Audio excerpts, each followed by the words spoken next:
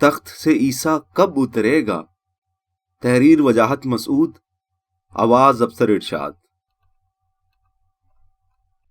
6 مارچ 2024 بروز بدھ پاکستان کی عدالت عظمیٰ میں آویزہ گھڑی پر صبح کے 11:30 بج رہے ہیں۔ ٹھیک 44 برس اور 11 ماہ قبل 6 فروری 1979 کے روز اسی عدالت کے ایک 7 رکنی بینچ نے 4-3 کے منقسم فیصلے سے نواب محمد احمد خان کے مقدمہ قتل میں ذوالفقار علی بھٹو کی سزائے موت کے خلاف اپیل مسترد کی تھی۔ نصف صدی کے اس سفر میں سپریم کورٹ کی عمارت ہی پشاور روڈ سے شاہراہ دستور پر منتقل نہیں ہوئی، معزز عدالت کے منصف ہی نہیں بدلے، رضا ربانی اور فاروق نائک کے ہمراہ کھڑے بلاول بھٹو بھی انصاف کے طالب فریق کی تیسری نسل سے تعلق رکھتے ہیں۔ عدالت عظمیٰ کے معزز سربراہ چیف جسٹس قاضی فائز عیسیٰ مختصر فیصلہ سناتے ہیں۔ لب لباب یہ ہے کہ 24 اکتوبر 1977 سے 24 مارچ 1979 تک ذوالفقار علی بھٹو کو دستور پاکستان کی متعدد شقوں کی خلاف ورزی کرتے ہوئے منصفانہ سماعت کے حق سے محروم رکھا گیا۔ تاہم اس مقدمے میں دیے گئے فیصلے کو کالعدم کرنے یا تبدیل کرنے کا کوئی قانونی طریقہ کار موجود نہیں۔ گویا بالواسطہ طور پر تسلیم کر لیا گیا کہ بھٹو صاحب کو اس مقدمے میں انصاف نہیں ملا۔ بھٹو صاحب کی پھانسی خالص قانونی نقطۂ نظر سے عدالتی قتل تھا۔ عدالتی قتل کی اصطلاح 18ویں صدی میں وولٹیر نے ایک ایسے عدالتی بندوبست کے لیے متعارف کرائی تھی جس میں بظاہر قانون کے تقاضے پورے کیے جاتے ہیں لیکن اصل مقصد ملزم کو قتل کرنا ہوتا ہے۔ 36 سالہ بلاول بھٹو یہ فیصلہ سن کر آبدیدہ ہو گئے۔ کیوں نہ ہو، جس عمر میں معصوم بچے تتریوں کے پیچھے بھاگتے ہیں، بلاول بھٹو اپنی ماں کی انگلی پکڑ کر جیل میں اپنے باپ سے ملاقات کے لیے جاتے تھے۔ 8 سالہ بلاول بھٹو نے اپنے ماموں مرتضیٰ بھٹو کی شہادت پر اپنی ماں وزیر اعظم بے نظیر بھٹو کے آنسو دیکھے تھے۔ 19 برس کی عمر میں اپنی ماں کا جنازہ اٹھایا تھا۔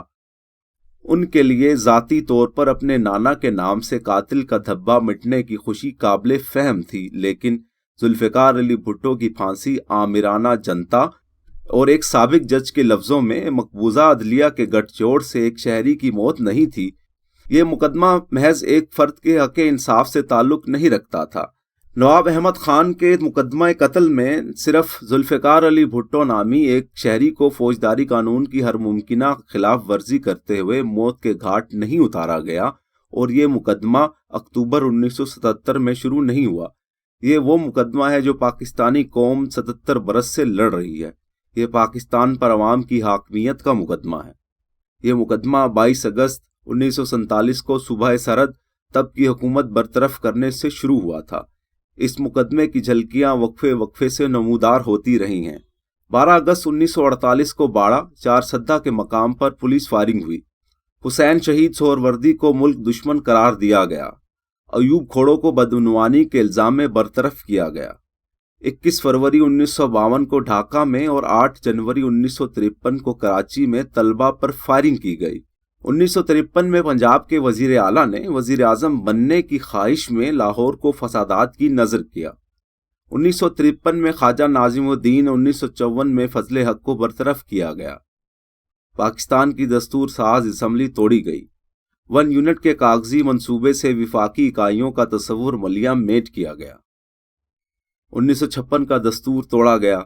4 جنوری 1965 کو کراچی میں گولی چلی۔ 1970 کے انتخابات کا نتیجہ ماننے سے انکار کر کے 25 مارچ 1971 کا فوجی آپریشن کیا گیا۔ ایک فوجی آمریت کو طول دینے کی خواہش میں ملک 2 لخت کیا گیا۔ بلوچ ہم وطنوں کے خلاف متعدد بار فوجی کارروائی کی گئی۔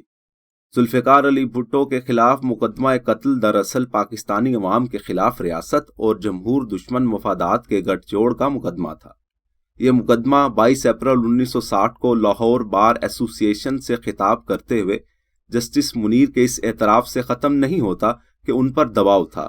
یہ مقدمہ جسٹس نسیم حسن شاہ کی اپنی خود نوشت سوانح میں اعترافات سے بھی ختم نہیں ہوتا۔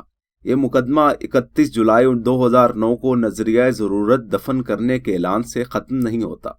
یہ مقدمہ 1990 کے انتخابات میں دھاندلی کے لیے رقم تقسیم کرنے کے فیصلے سے بھی ختم نہیں ہوتا۔